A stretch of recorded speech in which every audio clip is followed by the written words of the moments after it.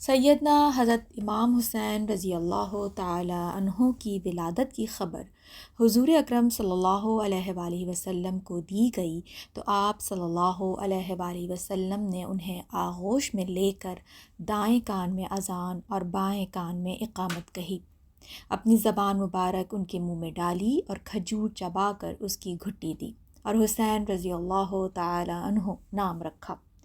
سر کے بال منڈوا کر اس کے برابر چاندی صدقہ فرمائی۔ 7 دن گزرنے کے بعد 2 مینڈھے ذبح کروا کر عقیقہ کیا۔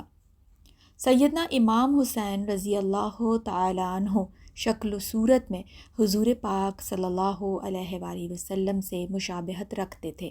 آپ کی کنیت عبداللہ تھی۔ سید الشہید اور شبیر آپ کے القاب تھے۔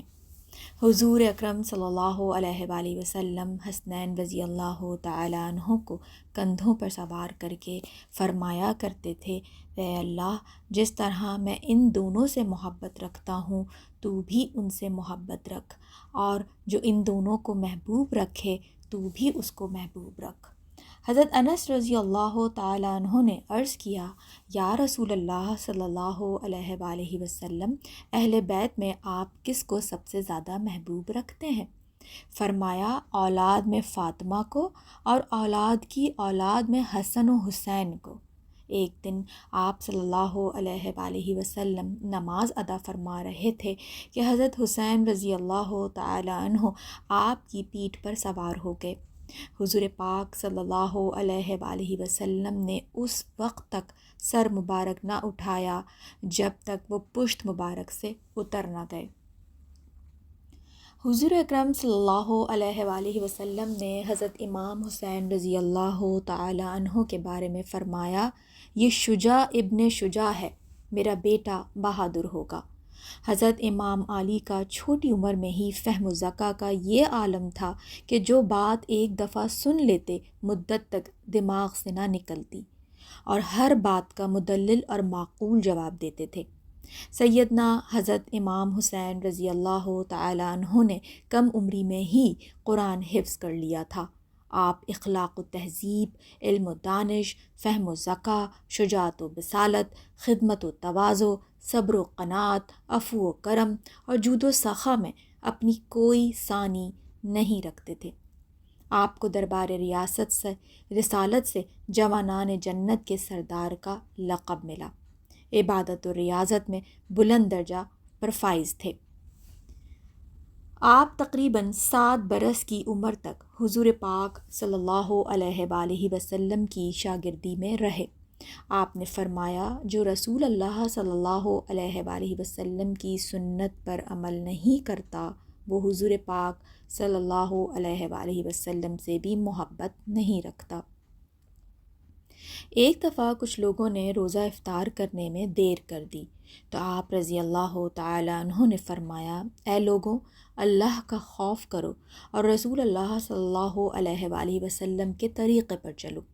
حضور پاک صلی اللہ علیہ وآلہ وسلم کا ارشاد ہے کہ روزہ کھولنے میں جلدی کرو اور سحری کھانے میں دیر کرو، مگر تم اس کے برعکس کر رہے ہو۔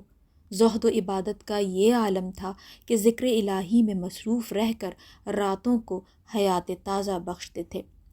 آپ کی عادت مبارکہ تھی کہ جب کوئی مصیبت یا مشکل پیش آتی تو فوراً نماز کے لیے کھڑے ہو جاتے اور کثرت سے نوافل ادا فرماتے۔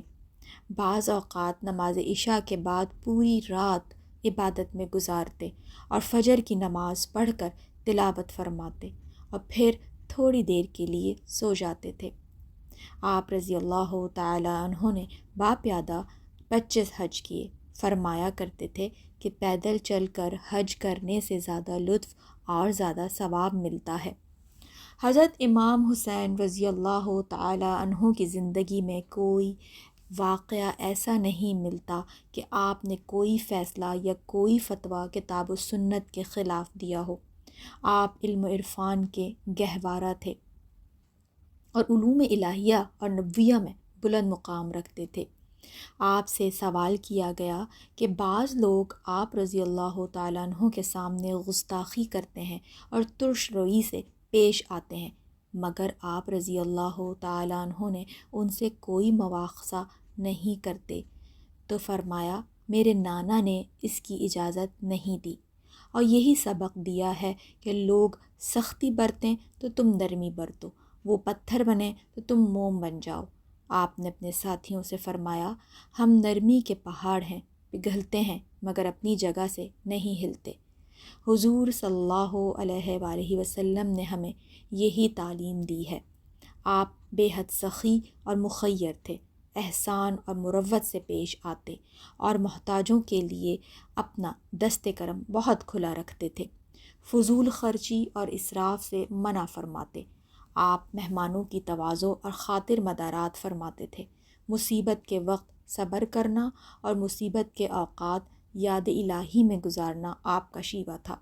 خلیق تھے اور دوسروں کو خلق اختیار کرنے کا درس فرمایا کرتے تھے، نہایت جری، حوصلہ مند، راسخ العزم اور نڈر تھے، اللہ کے سوا کسی کا خوف دل میں نہ رکھتے تھے، کوئی ارادہ فرما لیتے تو پہاڑ کی طرح مضبوطی سے اسی پر قائم رہتے، بات جرت مندی سے کرتے تھے، دشمن سے کلام فرماتے تو بے باکی دکھاتے، جو بھی رائے دیتے وہ نہایت صائب اور پختہ ہوتی تھی۔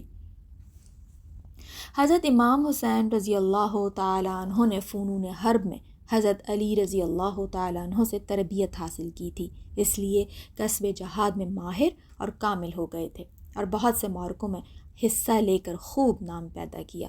طرابلس میں رومیوں سے مقابلہ کر کے ان کو ہزیمت دی، سبتیلا کے حاکم جرجیر سے جہاد کر کے فتح مند ہوئے، قفصہ کی جنگ، قلعہ عجم کا محاصرہ اور یلغار میں بھی حصہ لیا، اب بہت سی مغربی جنگوں میں پامردی سے جہاد کیا۔ معرکہ کربلا میں جو حیرت انگیز بہادری دکھائی وہ قیامت تک ثبت رہے گی۔ عبید اللہ ابن زیاد اور شمر ابن سعد ایسے اشقیاء کے سامنے جس جرت مندی اور استقلال کا اظہار کیا، اس کی تاریخ میں مثال نہیں ملتی۔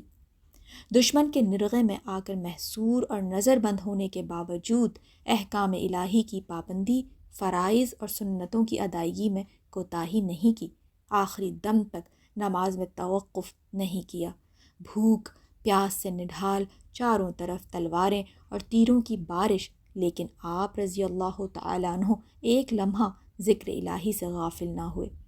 امام علی مقام نے اس عظیم خطرے میں کود کر جو بات ثابت کی وہ یہ تھی کہ اسلامی ریاست کی بنیادی خصوصیات امت مسلمہ کا وہ بیش قیمت سرمایہ ہے جسے بچانے کے لیے ایک مومن اپنا سر بھی دے دے اور بال بچے بھی کٹوا بیٹھے تو اس مقصد کے مقابلے میں مہنگا سودا نہیں۔ حضرت امام حسین رضی اللہ تعالیٰ عنہ نے 10 محرم الحرام 61 ہجری بروز جمعہ بوقت عصر 57 برس کی عمر میں شہادت پائی۔ شاہ است حسین بادشاہ است حسین، دین است حسین دین پناہ است حسین، سرداد ناداد دست در دست یزید، حقہ کے بنائے لا الہ است حسین۔ سبحان اللہ۔